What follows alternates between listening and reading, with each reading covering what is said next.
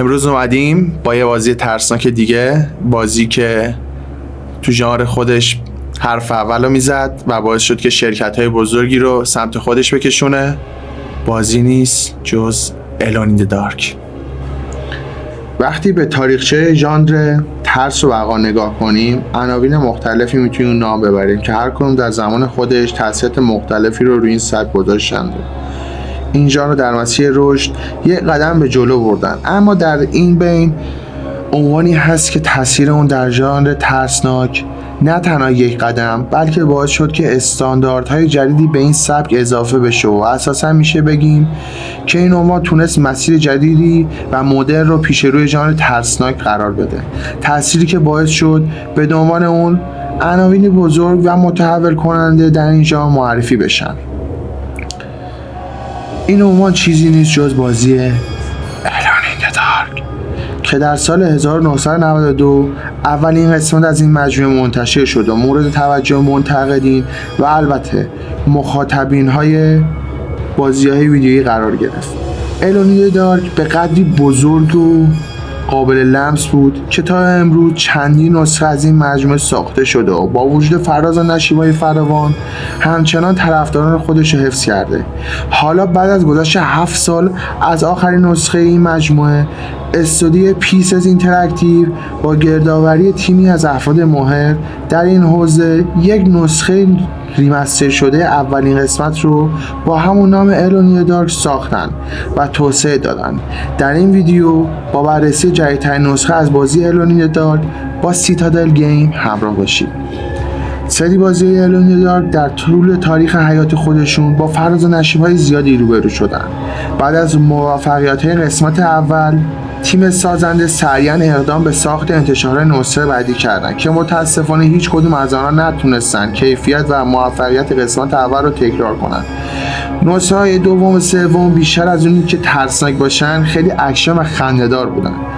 عوامل سازنده مسیر بازی از اولویت اصلی که اون ترس و وحشت باشه دور کرده بودند و با ظهور سری بازی‌های رزیدنت اویل، سایلنت هیل، الون این دارک بیشتر از قبل در تاریکی فرو رفته بود. چه از نظر فروش و چه از نظر کیفیت زیر سایه موفقیت این دو بازی قرار گرفت و عملا از چرخه رقابت کنار گذاشته شد.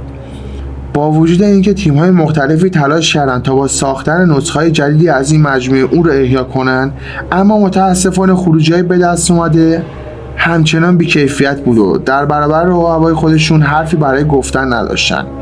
سرانجام در سال 2022 پیسز اینتراکتیو عنوان کرد که با تیمی متشکل از افراد ناآشنا کاربلد در ژانر ترس و وحشت قصد داره قسمت جدید از الون این دارک رو به عنوان یک نسخه ریمستر شده بازسازی کنه و روانه بازار کنه. انتشار یک قسمت جدیدی از این عنوان از یک طرف و حضور افراد زبردست در رأس کار از جمله عواملی بودند که طرفداران این سری رو برای تجربه یک اثر فوق‌العاده بر سر شوق آوردن و انتظار رو برای انتشار بازی طاقت فرسا کردن. همه چیز خیلی خوب به نظر می رسید، اما متاسفانه اثر نهایی هم مثل نسخه دوم و سوم اون طوری نیست و مانند طلسمی که در این داستان وجود داره. انگار که این مجموعه هم طلسم شده و امیدی به احیای اون وجود نداره. همونطوری که اشاره شد، نسخه 2024 این بازی یک اثر ریمستره که قرار اتفاق قسمت اول را مجددا در قالبی مدرن روایت کنه. داستان در اواخر سال 1920 رخ میده، از جایی که امیلی هارت‌وود به همراه یک کارگر خصوصی به نام ادوارد کارنبی به ملاقات عموی خودش یعنی جیمی هارت‌وود که امارات بزرگی زندگی میکنه میرن. اخبار ضد و نقیض از وضعیت جسمی روحی عموی امیلی به گوش اون رسیده و احتمال میره که جرمی خودکشی کرده باشه. پس امیلی به همراه ادوارد به امارات اون که در یک مکان دور افتاده است سفر میکنه. همه چیز در ابتدا خوب به نظر میرسه تا اینکه شخصیت‌های جدید رونمایی میشن و روند داستان دستخوش اتفاقات مختلفی میشه که تمام شخصیت‌ها رو درگیر میکنه. یکی از نکات مثبتی که در این سری بازی‌ها معرفی شد امکان انتخاب یکی از دو شخصیتیه که میخوایم بازی رو با اونها ادامه بدیم.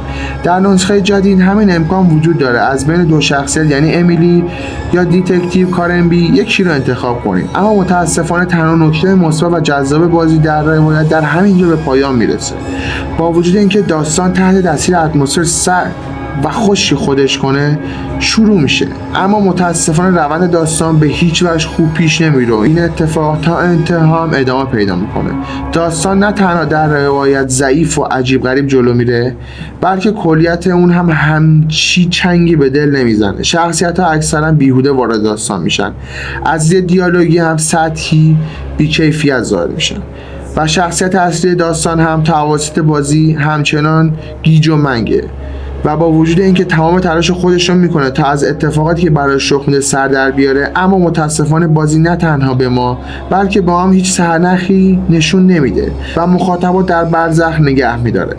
اطلاعات و اتفاقی که در طول بازی به عنوان سرنخ در اختیار ما قرار داده میشن بیشتر گیمر رو یاد فیلم‌های درجه 3 هالیوودی اواخر دهه 1990 میلادی میندازه. حتی نامه‌ها و دفترچه‌هایی که از گوشه کنار محیط بازی پیدا می‌کنیم هیچ کدوم حاوی اطلاعات به درد بخوری نیستن و فقط بخشی از صورت مسئله رو به ما نشون میدن. تمامی موارد ذکر شده تنها زمانی میتونه برای ما قابل قبول باشه که بازی مخاطب در انتها با یک تویست و یک شک بزرگ غافلگیر کنه، اما در الون دارک این کار به بدترین شکل ممکن رخ میده. تیم سازنده با الگوبرداری ناشیانه نسخه‌های جدید رزیدنت ایول خواستن که یک قوله آخر نامیرا در دل داستان قرار بدن، اما نه تنها نتونستن از الگوی خودش به خوبی پیروی کنن، بلکه تویست های داستانی رو زیر لایه‌های روانی پنهان کردن. خسته شدم دیگه. بس دیگه بابا. لایک و کامنت یادتون نره.